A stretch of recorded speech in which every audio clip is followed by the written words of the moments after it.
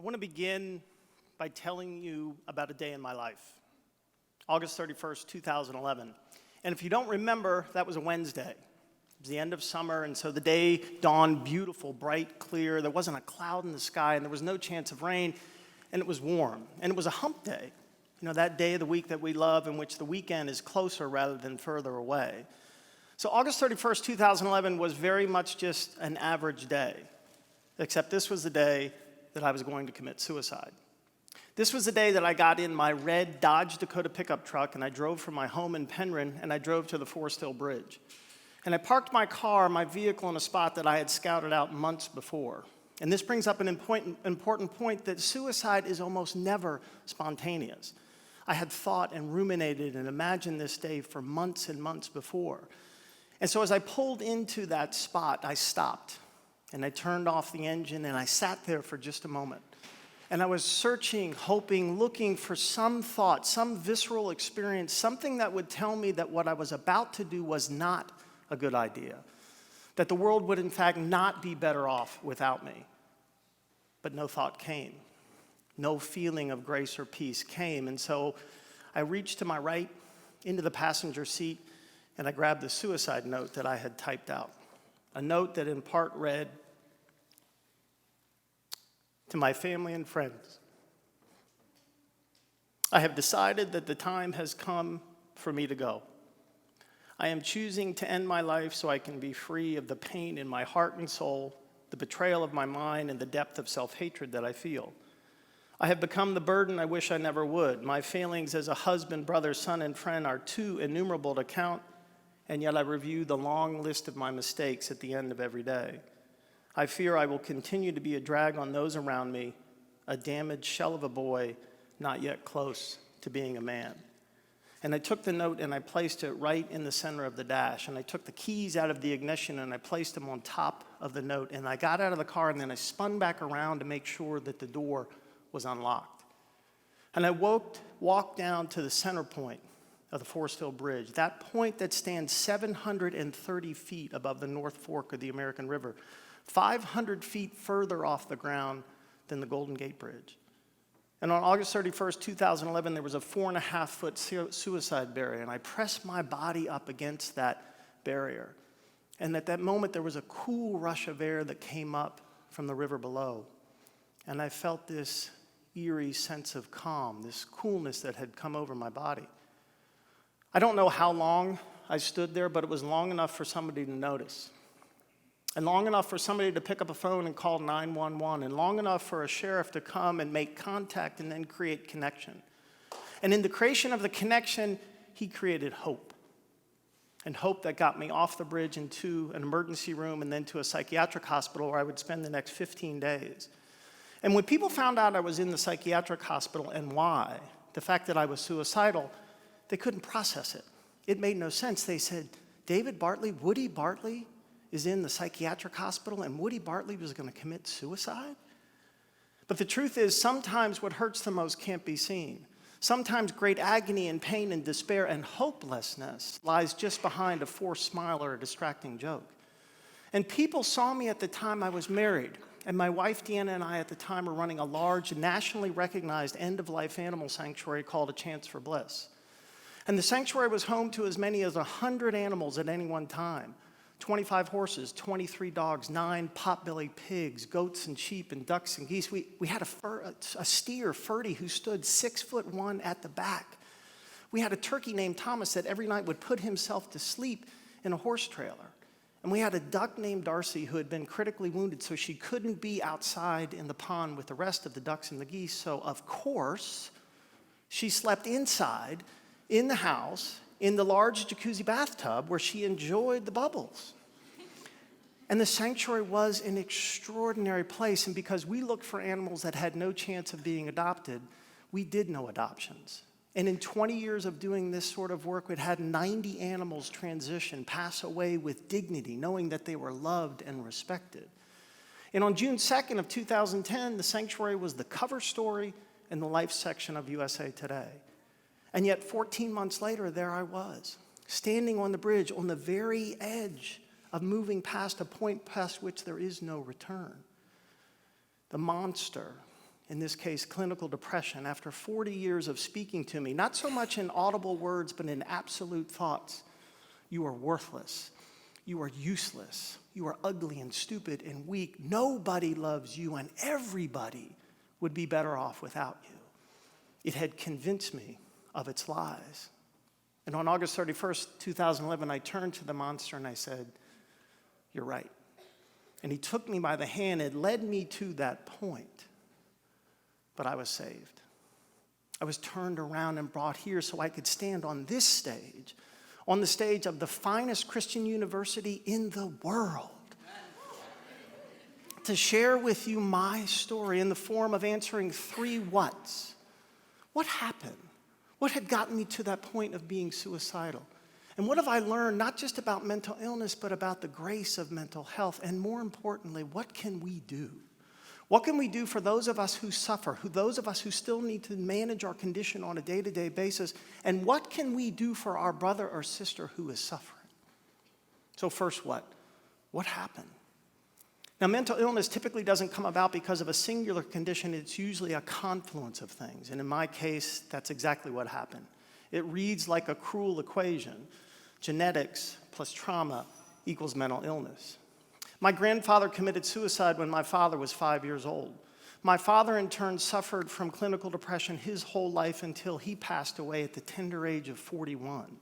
So we have grandfather, father, and me, and I inherited this genetic predisposition. But it's important to note, I have 3 older brothers, and while they are silly and at times annoying, they are in no way mentally ill. So just because we inherit a particular genetic predisposition, it doesn't mean that we are condemned to experience that malady. But when you add trauma, particularly childhood trauma, into the genetic fertile bed of mental illness, you have basically assured that that soul at one point in their life is going to suffer. I don't know what my grandfather's trauma was, but I'm certain it was present. I know my father's trauma was losing his dad at 5 years old. I was 7 when my father died. And when I was 11, I was raped twice by a trusted community leader. Genetics plus trauma equals mental illness. And people will ask me, they say, "Woody, what is it like to be in the grips of depression?" And the easiest way is to tell a story about one of the animals that came to the sanctuary. Homer was one of the many potbelly pigs that came to the sanctuary. And most everybody knows what a potbelly pig is. It's a shrunken down version of its larger cousin. Homer had been kept in what amounted to a small box. And pigs are intelligent and social and highly sensitive. And Homer had been isolated into this dark space and subjected to torture and abuse and neglect. And that's what it feels like on the days that mental illness, when depression holds me by the throat. That's what it feels like when our brother and sister is overwhelmed by anxiety. The condition controls are psychologically, physically, and spiritually. It is a horrific system. It is a horrific process. It is a horrific feeling that will ultimately drain a soul of hope. And hopelessness is the ultimate dangerous spot that you can stand on. Hopelessness can bring you to a point where you can make a decision past which and go to a point past which there is no turning around. And it was hopelessness was in the space that I was when I went into the psychiatric hospital, but that's actually where I learned about mental illness. I remember sitting down on the first day that I was in the psychiatric hospital, and a doctor sat in front of me and said, "David, you're suffering from a medical condition. You're not suffering from a spiritual deficiency. You're not suffering from a moral dilemma. You're suffering from a condition that's much like cancer, much like heart disease, much like diabetes. David, you didn't do anything wrong. David, you didn't choose your genetics. And David, you didn't choose your trauma. And David, you didn't choose your mental illness." And then the doctor actually took me by the hand. And he looked me in the eye and he said, "David, it's not your fault." And then he repeated, he said, "David, it's not your fault." Now, mental illness has the incestuous ability to convince the sufferer that they are the cause of their own suffering. And so when this soul said those words to me, it was like God was speaking to me. It was like somebody had taken a weight off my shoulders and allowed me for the first time in more than 40 years to stand up, to let go of what had been holding me captive for so long. And then I went through my time and went through my healing at the psychiatric hospital, and I made a friend. Now, a psych ward is not necessarily where you make friends. There is no meetup group in the psych ward. But Don and I connected. Don and I created this friendship. Don was another middle-aged man whose condition of depression had convinced him that he was worthless, had drawn him to the point of hopelessness, brought him to the very edge of putting a gun to his head and ending his life. And so we had a similar story, and we connected, and we bonded, and we shared, and we had this amazing experience of grace in a place that you would not expect it to be.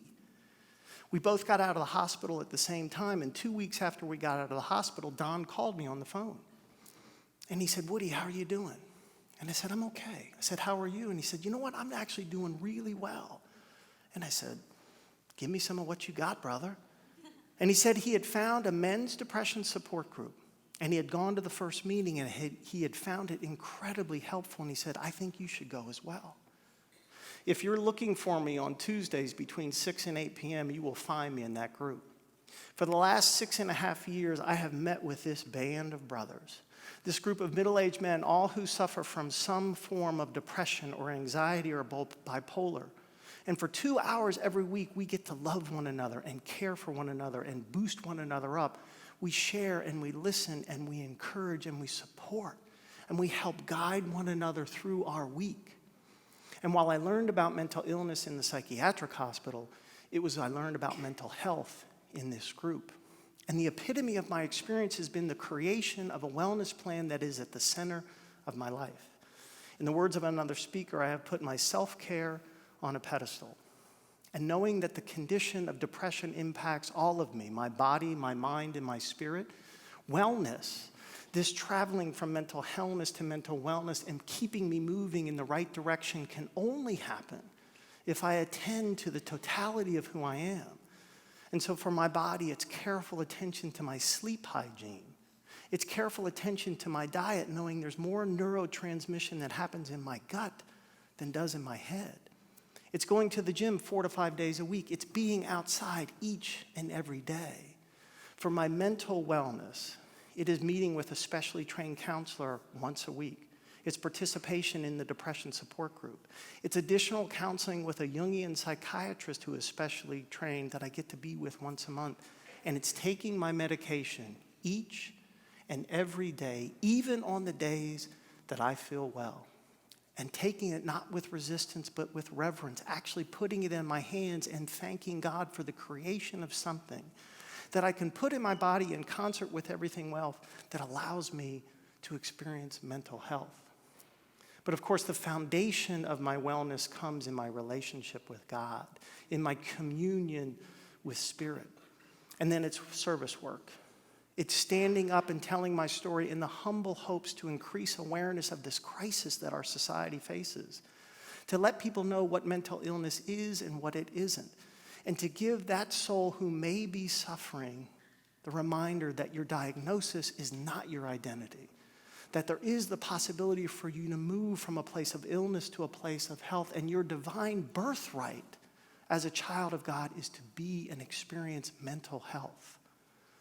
But I realized that the greatest blessing that has happened to me over this last 6.5 years is the restoration of my faith. Because up until the point that I was standing on that bridge, I thought God had forgotten me. I thought God had forsaken me. I thought God had turned his back on me. But now I realize, in looking back, Almighty God was there with me the entire time. God was with me in the form of the officer. God was with me in the form of the physician in the emergency room. God was with me in the form of the doctor in the psychiatric hospital, in the form of Don, my new friend in the psychiatric hospital, in the form of my men's depression support group. God has been with me in the form of Bryce and Joe Jessup, this amazing couple who I met at California Family Fitness more than 2 years ago and has become an integral part of my life. They have become like a mom and dad to me. Before they call, I will answer. While they are yet speaking, I will hear. And isn't that the way that God works? All sneaky and clever, omnipotent and all over the place and unconditional. Show off. And I've come to realize that that's exactly the way that God works. God, by uniting us, by bringing us together, by the mighty power of connection, God creates hope. Connection creates hope, and hope heals. And while it has been written of faith, hope, and love that love is the greatest, with all due respect, I would actually say it is hope that is the greatest. For it is not without love that people will perish. It is without hope that people will perish. Hope restores, hope revitalizes, hope replenishes, hope renews a parched soul. And we saw this at the sanctuary time and time again. Animals that came to the sanctuary were depleted, were exhausted, suffering from abuse and neglect. They were depressed. They were hopeless.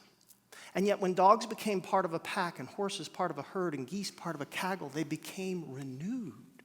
Deanna and I, my former wife, had created unknowingly this system in which we took care of their body, their mind, and their spirit. And the transformation that we witnessed was nothing short of spectacular. And of all the beings that became renewed, my beloved Homer was the most extraordinary. He, when he came, was afraid of his own shadow. He could barely lift his head, and yet when he came to the sanctuary, as soon as his hooves were part of the ground, he began to heal.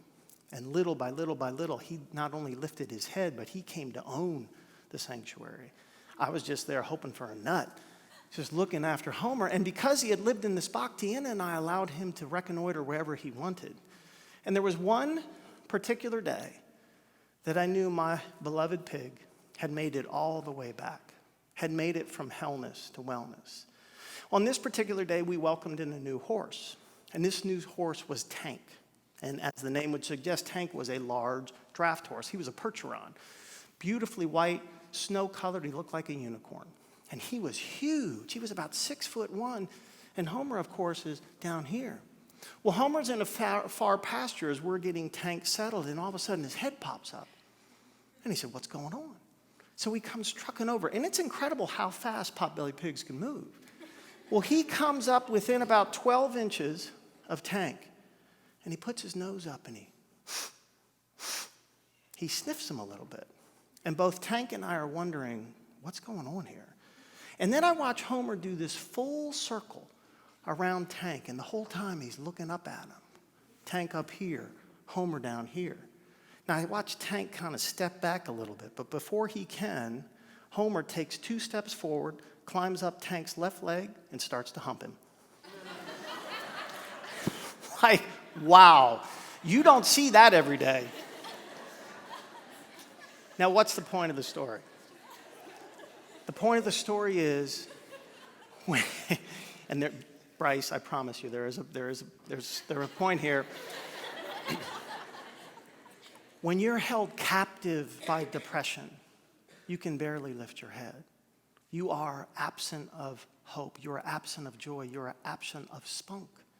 But when you can become connected, when you can become revitalized, you get to be a silly, spunky, stupid, happy, joy-filled boy. That's what you get to be. Connection creates hope, and hope heals. So the answer to the third what is, what do we do to help ourselves? What do we do to help one another when we're in the midst of this? And it's to create connection. And there's 3 ways that I want to share with you this morning in the ways that we can create connection. All ways in which we are qualified. All ways in which we are capable. It's recognition, understanding, and expression. Recognition is the gateway to connection, and names are the gateway to recognition. Dale Carnegie said it best when he said, to a person, the sound of that person's name is the sweetest sound in any language. And think about how true that is.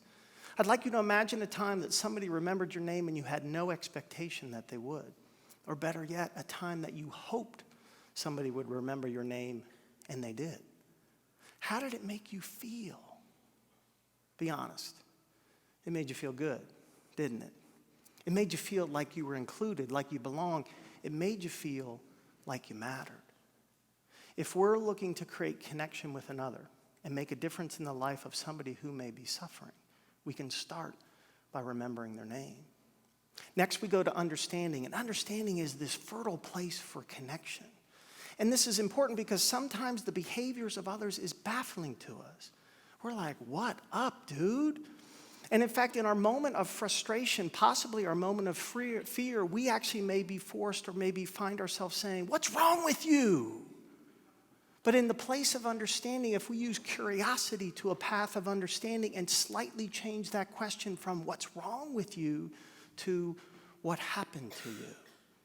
The first is sticky with judgment. The second is fluid in understanding. We create the space for someone to tell their story. We got a call one day from the animal shelter in Auburn. It seems that someone had dropped off an old basset hound, caramel colored, swayed back like an old pony, no teeth on the right-hand side, so his tongue hung out. And it seemed what happened was an old man had come into the shelter with this equally aged dog. And the old man went up to the staff and said, I found this dog, and I thought he should have a home. And so the staff was like, oh my God, thank you so much. If you would please fill out this information about where you found him and where we could get in touch with you, we'll take him in the back and see if he's microchipped. So the old man did what he was asked, and the staff came back and said, we're in luck, he's microchipped. And then the staff member compared the information that the man had given, along with the information on the microchip, and saw that it matched. But that soul, in that moment, instead of asking, what's wrong with you, old man? Turned to him and said, sir, what happened? What's going on? How can I help you? And the man began to sob. He cried so hard he was heaving. And when he came to reconcile himself, he says, this is Joshua. I've had Joshua since he was 8 weeks old, and now he's 15. I have cancer, and I'm going into an assisted living place, and they won't let me keep my dog, so I thought if I said he was a stray, instead of the fact that I had to surrender him, it would give him more time to find a home. And in that place of understanding, the staff member could pick up the phone and call us at the sanctuary, and I will never forget holding Joshua in my arms as we went our way and the old man went his way, he knowing that his baby boy would end his life with dignity as he went to end his life. If we want to create connection with another and make a difference in the life of someone who may be suffering, we can start by asking them a question. And now we come to this point of expression. We oftentimes have feelings of love and support and caring, but if we don't express them, they do no good for the person that we want to hold them for. Connection is a verb, not a noun. It's active, not passive, and so we need to express ourselves. And there's lots of different ways that we can express ourselves. We can send a text. We can send an email. We can make a phone call. But I'm here to advocate that the most extraordinary and lasting and impactful way is the good old-fashioned handwritten note. And again, I'd like you to check that for me. How did you feel the time that you had received a handwritten note? And they always seem to arrive at the right and perfect moment. There is somebody near and dear to my life, and because my condition is something I still need to manage on an everyday life, and there are days in which the monster greets me in the morning, and I'm heavy of heart and mind, this person close to me knows that sometimes what hurts Woody the most is hard to see. It can't be seen. But sometimes what will help Woody the most is easy to do. And so she wrote me this note. And she said, Woody, I love you so much more than I could possibly ever show you. I truly can't imagine our family without you. I lately have felt sad because I don't know what I can do to help you. I don't understand depression. I don't feel like anyone really does. I have been researching to try and figure out what I can do to help. However, I have been reading and not been able to find anything, so I thought I would just reach out and write you a note to remind you that even though your depression may cause you to feel that you are not worthy, that is the absolute farthest thing from the truth. I wanted to let you know that together we are a team and we can do this thing, and I am ready to kick some depression booty. And then at the end, she writes to me and says, depression can't have you because you're ours. But here's the great power of connection. Connection creates hope, and hope heals. The true power in connection is the fact that it is reciprocal. That connection is like a boomerang. As we create it with others, we experience it ourselves. The giver becomes the receiver in an Eden of camaraderie, a sanctuary of mutuality. And that, brothers and sisters, that is the place where hope lives. When we call forth another by name, we experience the bliss of recognition. When we take time to ask the why behind another's action, we find ourselves on the smooth and level ground of understanding. And when we send a timely, specific, authentic expression of our love and support, we are awash in the same sentiment that we offer. My new year is different than yours. I acknowledge January 1st, but I celebrate August 31st. And every August 31st, I get in my vehicle and I drive back to that same spot. And I park my car and I walk to the midpoint of the Forest Hill Bridge. And I press my body up against that barrier. But I don't look down. I look up. And I give thanks. I give thanks to Almighty God for the life that I get to experience because of the connection that gave me hope, that turned me around to allow me to be here with you today. And when I go to leave, I come face to face with the emergency call box.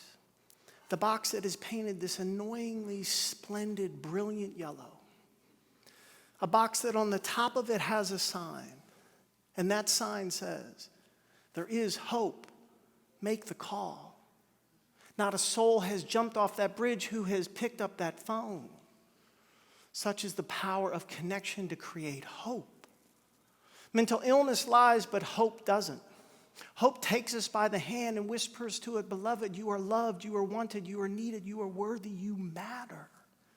I am here today because of hope. Hope that was created by the connection and the small and simple things that people have and continue to do in my life.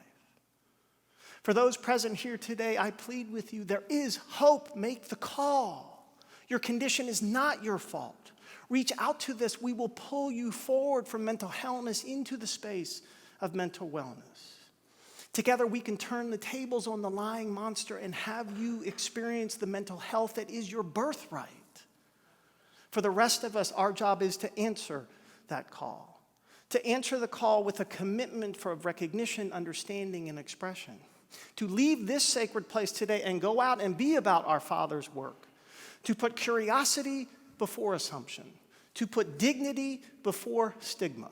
To fashion together a great net of compassion and cast it out far and wide to everyone that we meet. This, since suffering is almost always invisible. And in this way, by doing this to everyone we meet, we will gather up that soul, that brother and sister most in need. And as we pull them close and allow them to also experience the love of God, I promise you, you will hear in their thanksgiving, in their sweet exhale, them say, "Thank you, God." God bless.